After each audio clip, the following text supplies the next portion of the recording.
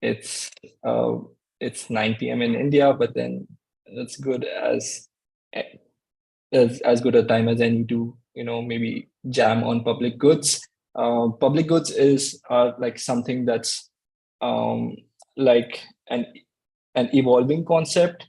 Like while this in purely economic terms has existed since a while, but then it's very interesting to see how public blockchains are bringing it into the foray, and what we can do to build non-exclusive and non-rivalrous goods that everybody could consume in the space going ahead. And then I have a great set of folks with me here today. Just take some time to introduce them. We have Matthew Ferlick, who's the network funding lead at Protocol Labs. We have Angela Gilotra, who's a full stack developer at Bonfire and has also worked extensively in the past with Gitcoin on Curlin and jammed on a lot of public goods stuff. We have Rohit Malekar, who's a current contributor to Gitcoin and has been working very closely with many teams in the public goods space to help them advance their cause. We have Puja Ranjan, who's the founder of Etherworld, and who has done like a phenomenal job so far, in her opinion, to just further the space. She helps coordinate a lot of the stuff that pushes things ahead on the protocol level for Ethereum. And overall, like if you can consider Ethereum as a public good itself, very thankful for Puja's work in this space, in pushing it ahead. So with that, I'd like to start off with probably trying to think about what public goods currently need to be built and what are the most exciting areas to build on. And then Matthew, would like to have your opinion on this. First, what's the most exciting thing for you in public goods right now, and what else needs to be built? Thank you for the introduction. I'm excited to chat with all the panelists here. Yeah, I think it's a really broad question, so maybe I'll tackle it like a piece that's I can probably speak more intelligently to with the work of Protocol Labs, which is about more so like the freedom of information and data as we see it. I think there's a ton of really important public goods, just basic digital public infrastructure. I know there's some organizations that are trying to tackle this at a large scale, like the Digital Public Goods Alliance with, I believe, UNICEF, the UN, and a few others. There's a lot of important work about ensuring that all data stays public and accessible and tamper-proof in this day and age, because I think there's a lot of questions about ensuring that everybody's getting the right information, the right access to all the information that we need. I think climate's a big one. We're really big on AI existential risk too, for more of a fun one. We think that it is truly a public good to make sure that AI is aligned with the good of everybody, not just the good of a few, or goes off the rail. And I think that's a problem that everybody benefits from, not having AI misappropriated in the future. So that's something that we're constantly thinking about, and we think is truly like a public goods type problem as well. I think the areas that I think are super interesting, maybe within close to my area of expertise, and within the network funding team, we focus on public goods, the end product, but we're primarily focused on like how do we actually build better methods of kind of like deploying resources towards public goods in a regenerative way. So how do we move beyond this world of kind of like small donations that are required to support some really, really important critical infrastructure and public goods to things that are a bit more regenerative, like new value flows that are enabled by Web3 tokenization, for example. So I think there's a lot of work to be done about how do we create the systems to direct funding and resources towards public goods and reward those and incentivize those who are working on these important problems. I think there's a lot of interesting work to be done about ensuring that the future of like this massive amounts of data that are currently generated are free and accessible and not piled into kind of like the hands of a few. And yeah, I'll rename the AI existential risk one as another really important public good. But I'll stop there. Sure. Like, and what would you like, are there any projects in particular that you think are like really pushing the envelope forward? Like anybody that you'd like to give a shout out to? Yeah. Yeah, for sure. I think there's some really cool. I think Gitcoin, first of all, I'll give a shout out to Gitcoin for kind of pioneering a lot of the space there. I think they've done a fantastic job of like opening up this problem space for people.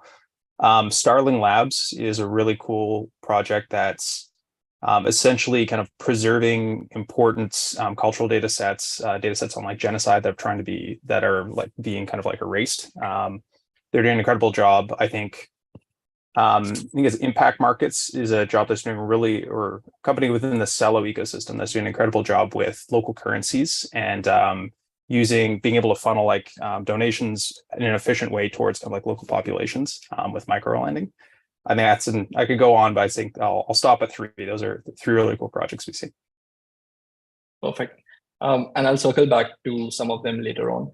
But thanks for that. Angela, like the same question to you. What are you most excited to see in the public good space? And which projects do you think are making a good impact? I feel like developer tooling is one area that I'm most excited about as a developer myself. And also just thinking about the space right now, I feel like it's a good thing we have more developers than users, in a way that we'll be able to make better tools for when users are joining this space and are being onboarded onto these applications that we are building right now. So I feel I definitely feel very excited about the developer tooling that's out there. And I also feel like there's a need for it. I mean, definitely, like when I started building, I definitely saw myself scrounging for like the correct resources and the decent libraries that I could use in the web applications. So that area for sure. And on the application side, I feel like payments is one very obvious area that basically what blockchain was built for. And that I feel like that could be like the easier we make it for 2 people to interact by paying each other like for some good that they're buying. For example, you ending up in a coffee shop, or you ending up at a bookstore or something, and you being able to pay seamlessly to for something that you're buying. I feel like that is the most simplest possible like public good, or an application of a blockchain that I'd be very excited to see. And I feel like these are the 2 areas that I'm mostly interested in. And also having been a part of communities that are building these resources for other people to be able to join in and being onboarded into Web3, I feel like I would second on Matthew on that Gitcoin is definitely like one of the biggest communities as a public good that I'm most excited about, and also kernel and in some ways devfolio as well. So I feel like communities is one area which like the better communities that we have, easier it is for new budding developers to be able to join those. And yeah, that is it. So these 3 are like in my mind right now: developer tooling, communities, and payments, easy payments. Sure. And like just to go through some of them, like in developer tooling, do you have like specific examples that you think have done a good job? I would say, like, to my mind, one would definitely be the work of probably Nomic Labs that has done that has built hard at, and more so like that also helps onboard a lot of folks into the ecosystem, and just from the education space also, which is very interesting. I think Scaffold ETH has also done like a great job. Everything that all of Austin's work can be probably considered a public good, right? So in this, like, anything interesting, any projects that come to your mind in developer tooling itself? Actually, yeah. I mean, scaffold heat is a really good example, and I feel like there's also, in some ways, this developer tooling as a public good is something that we can still explore, and we are still very new to it. I mean, like WAGMI comes to my mind, but WAGMI doesn't really. So even they are now funded by like by a VC, because I mean there isn't like a straightforward way to make sure that the developers who are building those toolings are being able to earn something out of it. And basically there's no way for a developer building dev tooling to be incentivized to keep doing that. And Scaffold ETH and Build Guild that Austin Griffith started was a really good example of how that can be made possible in Web3. So I feel like this is one area that's yet to be explored, and this is why I mentioned it. Like as a community of builders, we could maybe explore this together. Sure. And in payments also, like another example I think would like to point out is like the whole crypto COVID relief efforts back when we were in the like depths of like the rise of COVID in 21. So Sandeep, who's like the founder of Polygon, had started this initiative. And what he essentially did is was just able to put out one address, and then within 24 hours, like people were able to send funds seamlessly. And we see the same thing happening even like just a few days back with Turkey. And I don't think that like it's possible with the traditional fintech rails.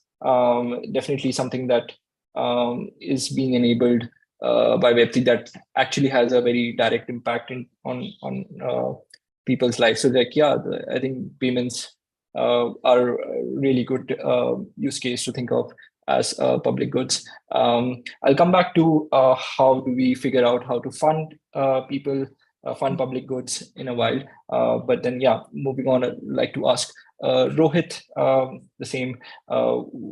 What do you think are the most exciting projects out there? Yeah, I think for me, public goods is the reason why I got interested in Web3. And just going back into my own upbringing, I grew up in an area that was filled with cooperatives around me. I grew up in Kolhapur in Maharashtra. We had two big food co-ops in the town. The banking industry was entirely driven by cooperative banks.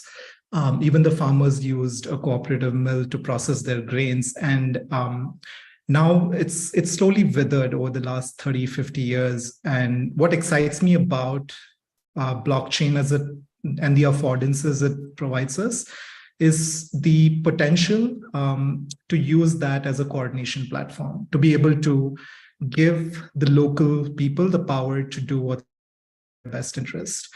Professor Eleanor Ostrom, that's name some of you may have heard, until her work got published, the common theory was that the tragedy of the commons, right? It's hard for people to come together for collective action. And she won a Nobel Prize for proving otherwise. And I feel blockchain is that mechanism, and the Lego blocks that we don't even have today and will be built. To Matthew's point, how do we facilitate funding? How do we distribute that funding? All these Lego blocks need to be built. But as these get built, the potential to then influence and empower local people to overcome some of the challenges they face in day-to-day, I think that public goods is most exciting for me. And Angela, you alluded to that as well. Developers don't get paid for doing all the great work that they do for others. And that problem exists across the public good space. So for a change, I think after a century or more, we may just have that opportunity to use all the Lego blocks that we're going to build over the next 10 years to change that. So that's what's most exciting for me. In terms of projects, I think we have talked about Gitcoin a lot, so I won't allude to that. But I'll talk about a couple of communities. One is Giveth. They are a platform that currently drive donations to the people who are doing a lot of this work at the grassroots level. But I would say that's just version one of their incredible goal, where eventually they want to reach a place where a community has the tools, the infrastructure to be able to spin out their own microeconomy, where they don't need to depend on people in the power to be able to do good for themselves. So that's the dream. So I'll give a shout out to Giveth and Common Stack. Both of them who are working in tooling around that public good space. Yeah, perfect. And like coming to like what you mentioned about cooperatives, trying to use like blockchain. I think that's like very pertinent. And then, like as you said, like India has I agree with you. Like India has had a long history of, cooperative societies, coming together to action stuff. A question here would be, what more can be done to help onboard these folks and start using these rails? Because I think what has happened is that we have like pretty good, pretty robust and solid rails to do all of this coordination, but still I don't think like we have seen enough traditional organizations move to this. Like, is there anything in particular we could do to accelerate this movement? Yeah, I would say we have the tech now. I think one thing I'll say is, tokens are not enough to drive the community. I think we need more education ground up, where people who are invested in solidarity economy get to learn about the building blocks that are now available to them, who are already doing amazing work on the ground, get exposure to this. So I would say I would pivot on doubling down on education. So more people who are already doing great work get exposed to the tooling that's available to scale their impact. Okay, makes sense. Right, Puja, coming to you, like, yeah, what are the projects that you are excited about in this space? I must start with saying this, like I'm really a big fan of public good funding. I find it's really essential to help build the blockchain ecosystem, a trustworthy system. It's because we are still developing. It's an ecosystem that we are trying to create here. And I would take point of Rohit here about education. I think documentation, education, and community building around that is also one of the important public good tasks that might require a good amount of funding. And there are obviously some existing organizations, those are helping with the building of community and raise education. I particularly myself consider to be fortunate enough to be on the side of the recipient, where we have received public good funding to help educate people. Coming from Ethereum blockchain, so talking about Ethereum, I also lead Ethereum Cat Herders, which is a group to educate a community about what's upcoming in Ethereum upgrade, what's upcoming in Ethereum blockchain. We try to share information about the latest protocol research work that is being done by the developers over there. So for that, we do receive public good funding for like continue supporting the community. I find that is very important, especially when we think about blockchain as an ecosystem, not only centered to Ethereum. Ethereum may have been like one of the leading blockchain at the moment right now, especially when we talk about the usage of blockchain. We have multiple use cases. We have layer 1, layer 2, and a lot of other supporting projects. But when it comes to different blockchain projects, they might need similar support. And when we are trying to grow a nation, when we are trying to build a community, we shouldn't be centric towards one blockchain. It could be for all of them. So I find this is important, that we should consider more projects in terms of education building.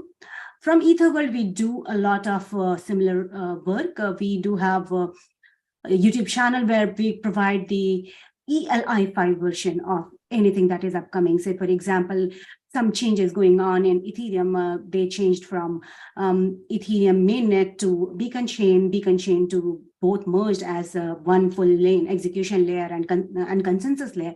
So people get confused about it. And if we want to add more developers over there, we want that people should have a clear concept. So this is an important platform that cannot be ignored. And I would also support Angela's point that it's important that developers who are contributing in protocol development should be like well funded. From Ethereum, I'm aware of one such group, which is called Protocol Guild, which kinds of support the protocol developer, which we have in the ecosystem. I think similar initiatives can be done on different platforms. Sure. And just as a question to you, Puja, like, why do you think it's important for this work to be funded in like through like a public goods funding mechanism? Do you see like any issues with like private entities sort of funding these? Is that a concern? And then if so, like would that change things if like they are privately incentivized to do these stuff? Yeah, that's a very good question.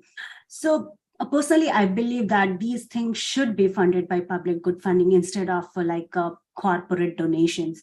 We know that people individually try to donate and help support community here. But when it comes to corporate donation, they may have some kind of influence on decision making or supporting the project that we actually want to support. And that should not be the case. Taking an example of Ethereum Foundation tries to help many different projects over there, but they try to preclude themselves from major decision maker over there. So if any private entity is a major fund provider for any public good, I think decision can be impacted. We know that when it comes to public funding, there are two important things. We need to understand from where the money will be coming and who would be the recipient. For that, we do have to have a very good set of governance there to decide from whom we can take money and to whom we can provide money. These are very important things. And I think to keep it transparent, to keep it decentralized, more and more individual contribution and public good contribution is better to run organizations like Ethereum Cat Herdder rather than getting to a corporate donation. Makes sense. And then coming to the support structures that currently exist, and I'll just open this up for all. Like, I think one of the structures that exist is through grant mechanisms that are provided directly by the protocol itself, says, or somebody at the protocol level who is a custodian of such grants. So for Ethereum, that's somebody like Ethereum Foundation, who help support them, and then essentially like people downstream, folks like other fund allocators, for example, like Defolio works very closely with the EF to run the Ethereum ETH India grants program, so that anybody who is based out of India and is building on Ethereum is able to get support of up to $5,000. So that is one way of like support that's directly coming in from on the protocol level. Then of course there is like individual grant programs from different protocols that exist to support the ecosystem. Some of the programs have like very large, some projects have very large treasuries, and they are happy to support developers as well as they can. And then what's interesting is things like quadratic funding mechanisms, which a lot of protocols, like of course Gitcoin has been working in this domain, CLR fund, and others, which is very interesting, to explore. So is there if I'm missing out on something, do let me know. I would definitely looking forward to learn more. Yeah, I can go first. I think there was an episode by Kevin and Griff Green where they literally did like a marathon rundown of all mechanisms, and it was like more than 36. I'm gonna try and find the link to paste for all to see. But I think what you started is a great list. The one that excites me is retroactive public goods funding. Yeah, of course. Where if you have a set of validators who the ecosystem can trust and can validate the work that has happened, then you can essentially certify that work and direct the funders' money retroactively to what is being built with the proof of work and dots connected. So that's something I'm curiously exploring. But yeah, I'll be curious to see what others have as well. So you mentioned my favorite funding mechanism right now, which is retroactive funding. Yeah, I think there's some really exciting experiments going there. I think right now they've been localized to either a specific kind of like vertical or focus area or ecosystem. So for example, we have various retroactive funding programs within PL. Those are more focused towards PL versus I'd say like broader public goods. But if you have a public good that's close to IPFS or is building on kind of FEM, there's retroactive funding available. We have a space war program right now that's doing that for FEM deployments.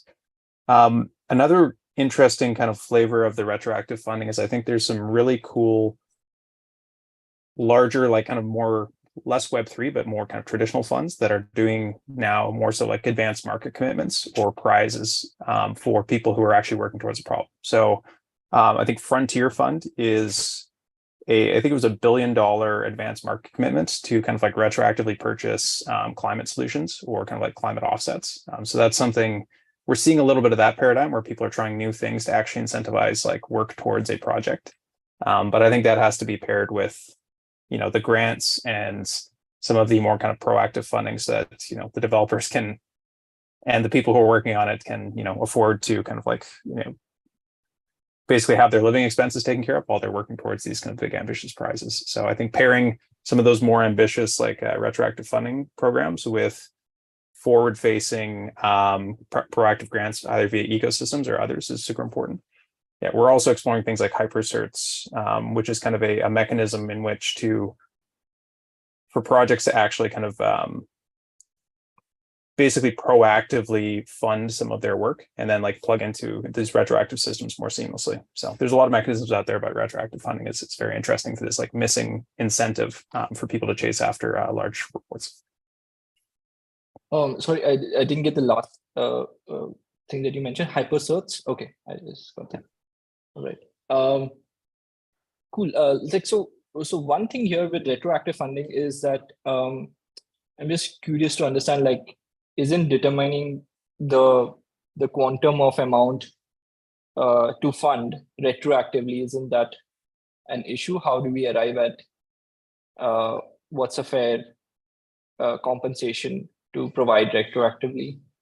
Any thoughts on that? It's a great question. I'm curious, but I'll stop because I've talked about this enough. I want to hear others' response here. Yeah, I mean, I do not have a like particular answer to this question, but I believe that in case of deciding that what is the right amount, I have found quadratic funding way more, interactive over here and way more decision-making oriented, because that's a way more decentralized governance that is coming into picture, like amount of fund that should be provided to recipient with respect to what have been supported by the community. However, retroactive funding is also a very good form of is like badge wearing voting process. So people in which we have entrusted or the organization have entrusted and they are trying to make certain decisions, and we are entrusting that they know better, like which should be provided. Obviously there is a set of like a checklist that they may be following. I feel like retroactive probably provides us an opportunity to do whatever we want to do. And when the result is there as expected by the community, you can get rewarded. And it's good for both the person who was trying to provide fund and who is trying to get the funds over there, because the person who are like involved in funding, they have the assurance the job is already done and it is actually supporting community.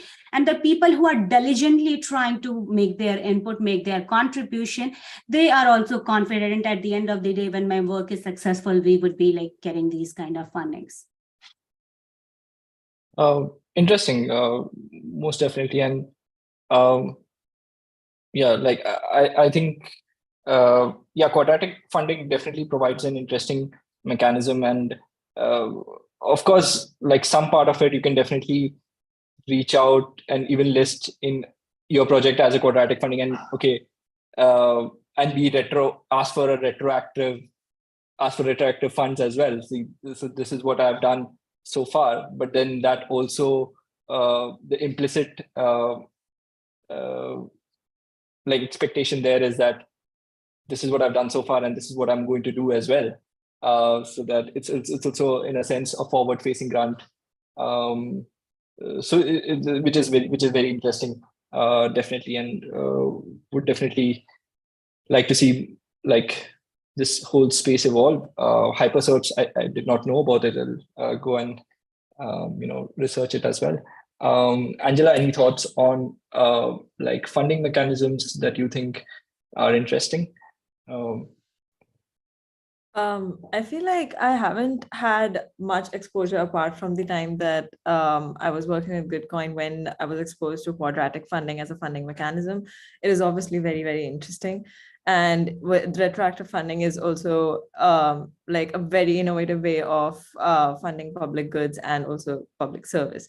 So in my experience, I feel like so there was this one time that we were faced with this problem of creating sort of a funding mechanism for kernel as a community. So you can imagine like any community there. But so at that point, it became like kind of difficult for us to implement a whole new mechanism. So I feel like at that point, we defaulted to NFTs as the funding mechanism. And I feel like that came out to be the simplest possible solution to generating some sort of income to the like some sort of revenue for the community as a whole. It's a public good. We are getting funding through an NFT. And the way we are doing that is basically generating this digital scarcity over there. So I feel like that was one very interesting mechanism that we came across just by experience. And I feel like that's the simplest possible way for anyone who's just, like maybe they're building something and they want to build like a layer of funding, or they want to enable their community, like a bunch of people to be able to fund them. I feel like that's the simplest possible solution that that is very approachable to a lot of people. Yeah. So yeah, that's the one thing. Very interesting. NFTs, like, I mean, would definitely want to know like what kind of NFTs, like they were open to public sale and then people supported them. And then so I mean, implementation wise, it was pretty easy. I mean, we just had like a little pop-up on the website that would allow anyone to click and allow anyone to move a slider that would enable them to donate any amount of funds that they feel like donating, and based on whatever they're donating, they get like an NFT in return. It's similar to how like campaigns work on Mirror. This is actually also if we keep like extending this conversation around NFTs, we can also maybe touch upon something that like something around the question that I just saw in the chat and also in the Q&A, like how projects beyond like how can we fund things like Indian artifacts or building ground for people to play in. I feel like this is why I feel like NFTs are like a really good entry point for bigger projects and bigger audiences. It's like the easiest possible way to get into this space. So yeah, and so coming back to your main question, like how exactly that was being created. So there's like the way digital scarcity was generated it wasn't like a bunch of like X amount of NFTs that could be minted. It was more like a particular kind of art and the particular kind of code and a music. So the experience that we are bundling into the NFT is based on the amount that you are willing to pledge towards the cause that we are working for. So for example, if you choose to donate like 2 ETH, you get like a different sort of NFT that looks slightly different. And I mean, you get an NFT in return and we get like funding. So it's like a pretty simple mechanism. There's no sort of calculations or anything going on. So in my experience, that was easy. So that is the only mechanism that I can add to the conversation right now, because we have already discussed like pretty amazing mechanisms already. So no, of course, and I think this makes a lot of sense, and thanks for bringing that up. I think the point that you mentioned about like even Indian artifacts and could extend that to a lot of public goods, and then people who essentially probably buy NFTs of to support even things like monuments or artifacts, then they're able to publicly display their support all in one place as their identity, right? Which is probably important for some people to signal, and if good comes out of it, why not? Right? Yeah. So really good point there, and that brings to like somebody, in fact, in the chat also had mentioned about trying to figure out how we can create high quality multilingual content, which is also a good problem statement. In my opinion, which I think EF has also been trying to extend support for content in Ethereum in multiple languages. But it's interesting if that could be done, that could be supported through like public goods mechanism, because I don't think there's any other incentive structure that would work there. So yeah, pretty interesting. And I know we've gone on for a while. This is just last aspect I would like to touch upon. And just very quickly, like traditionally, like the supporting public goods in the physical space, and that the commons consume has been the vanguard of typically the government. And now we are trying to create like an alternate funding structures for even exploring them. But then what's interesting is that in some places, like we even see like the government being willing to have like conversations around this. Like, so do you think this sort of like collaboration could coexist to help elevate public goods for everybody? If anybody has any opinions on that, I'd love to hear it. I can start. So go ahead, Matthew. Okay, I can quickly chime in. I see it will play out in different ways based on where in the spectrum of in the political spectrum the government lies. So for example, I do see a lot of cooperation possible here, where we already, as in India, we already have a huge local workforce that works in education, that works in healthcare. There is an opportunity here to make all of these operations transparent on a blockchain, where there is traceability from the point of source where the funds originate and how they get distributed. Education and healthcare are leading indicators, especially for a large country like India. And so I see that's a huge opportunity to collaborate.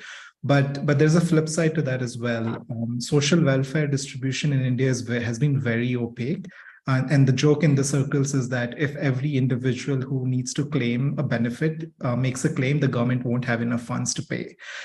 So I see friction there, where we will see some power struggles in making some of those operations of the government transparent. But I think it's a shot worth giving.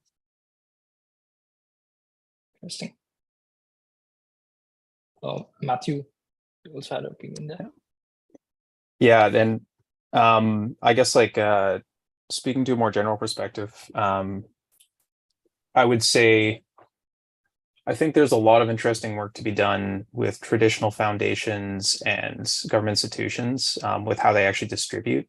Like one of the common problems with public goods is it's very inefficient when it comes to distributing resources to valuable projects and making sure that it's being effectively deployed. The classic example is I think a lot of foundations take about 40% of their donations to actually deploy it. Like there's just a lot of overhead to actually get the money into the hands of the people that can create, valuable things with it. So I think there's a lot of really interesting work to be done there with some of these new kind of like Web3 primitives. I think Rohit mentioned a lot of them, which are like very, very good points, which is like the transparency of funding, removing kind of like the ability of middlemen to kind of pick away at some of the overhead, which allows more to be given to the end user. I think, circumventing some of the traditional systems by just being able to like have clearly defined rails where kind of like funding can go directly to people. I think some of the work, I believe it was Gitcoin did, I don't want to plug Gitcoin too much. I think they're great, but I think there's a lot of other people who are doing this as well. Where there was like Ukraine relief, I think Turkey relief, it was just able to really quickly go to the people that needed it without all the middlemen. So I think we're starting to see some of that with some of the experiments I've done with like quadratic funding on local governments or quadratic funding with UNICEF, where it's making a more efficient process. And I just think there's so much funding that's trying to go to these things. And if we do even like a 5% better job of allocating it using some of the new tooling that we're creating, we're going to have a massive impact. Yeah, for sure. And what's interesting is that like while most like governments might not be that receptive, but then whatever slight pockets that we see are receptive, I think there is opportunity to work together with them. In fact, in India, like we were just have started working with the state government of Telangana, and then they have seen to be so far receptive towards trying and figuring out how lives of citizens could be improved using blockchain. And then we have even seen other government, like, in fact, individuals, I would say, who are part of government structures. For example, we did a fellowship, and then one of the fellows of the fellowship was a serving Indian police officer who was actually able to implement a transparent service to track FIRs or complaints, and this directly went on the public blockchain, and then people can publicly trace the status of their complaint, which is like things like this are definitely very interesting, and would definitely want to see more of it. And even in the US, I know that certain governments like the government of Colorado and all, they are like very receptive to things like this. So yeah, certainly, I think things look interesting in this space. It definitely does. I have heard about a few government trying to make use of blockchain for land allocation purposes and all. And when it comes to distribution of funding, I think the ecosystem has already provided a lot of different tools which can be used to ensure the funding is going in the way that it should be going. For example, 0x split, right? So it actually works on the mechanism of when we define the rules for that, and the funding as it is received can be distributed the way it is expected to be. So there are tools to keep it transparent. It's just that we need to have a lot more education around what's available to us, including government agencies, that these are the tools available to you and that can be used to probably make it useful and worthy for the entire nation and the organization. Sure. All right, folks. Before I let you off, one last thing, since this is part of the Eat for All hackathon, would love to get a hackathon idea each from you, which you think would be something cool that these folks would build. And I'll start off with Matthew. Would you, do you have something cool that folks could build in a hackathon, perhaps? Yeah, sure. I think maybe I'll give two. Sure. One is, I think there's a lot of really cool tools out there like Radical Drips, some of the open source Quadratic Funding tools. See if you can actually do an implementation of that to an area that you care about. Like build a system so somebody could actually take one of the tools out there and actually deploy it really easily to a cause you care about. I think there's, to the point about like taking all these great tools we already have and then actually putting them into place. I think there's just like a little bit of a jump to get there. So that would be something you could probably pull together in a few days on a scoped hackathon project.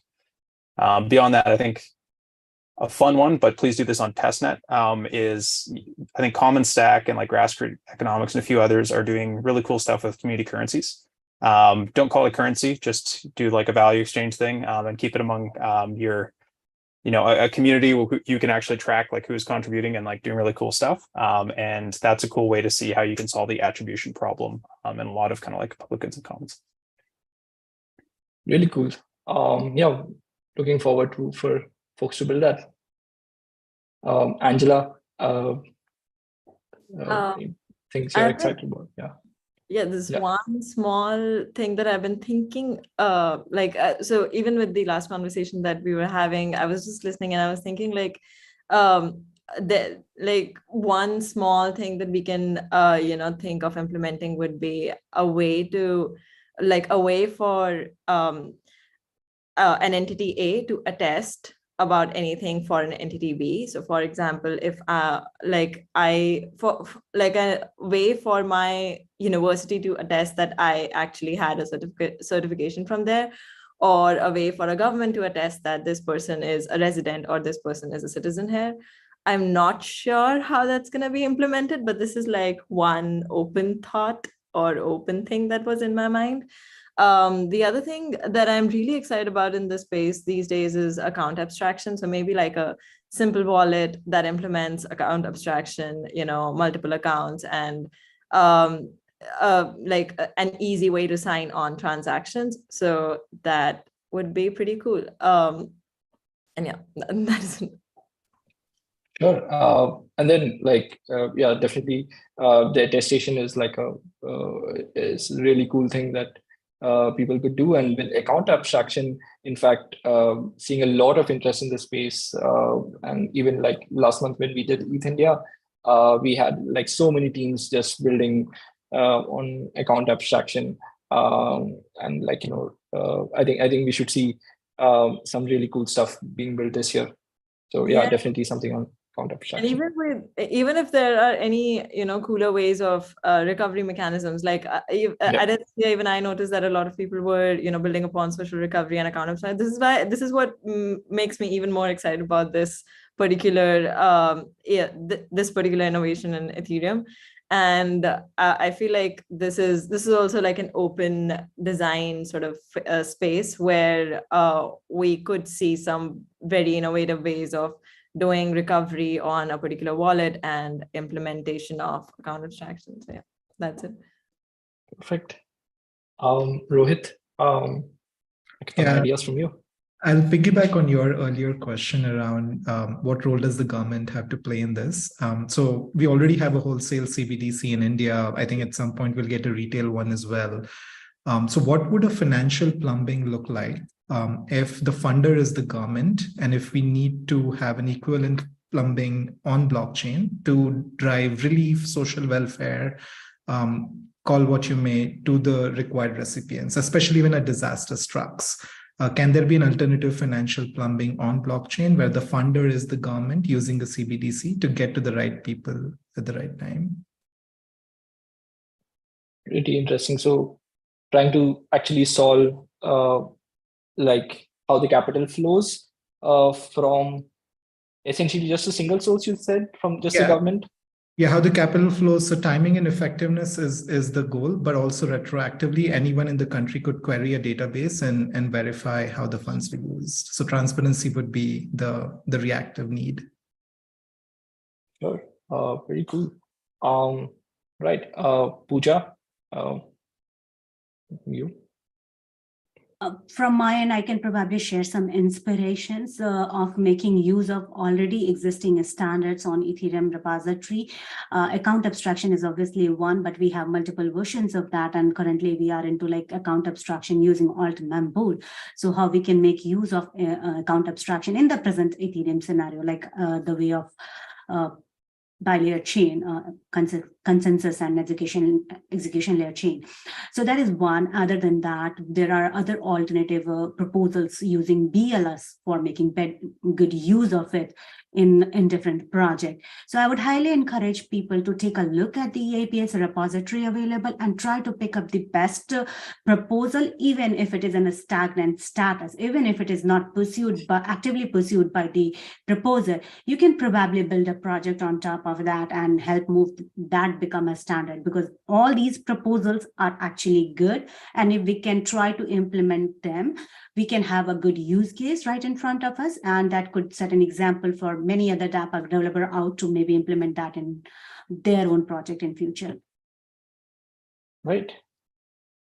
So account abstraction and BLS, and of course, like a lot of other things that are coming up, like excited for the entire roadmap. I think they'll open up a lot of possibilities for building stuff that just goes beyond what we can even expect now. Thanks all of you for making it and joining us on a Friday night and morning for Puja and Matthew. Really appreciate you taking out the time today. Thanks for joining us, and looking forward to what folks build at Eat for All. Thanks for having me. Have a good one. Thanks, everyone. Thanks, everyone.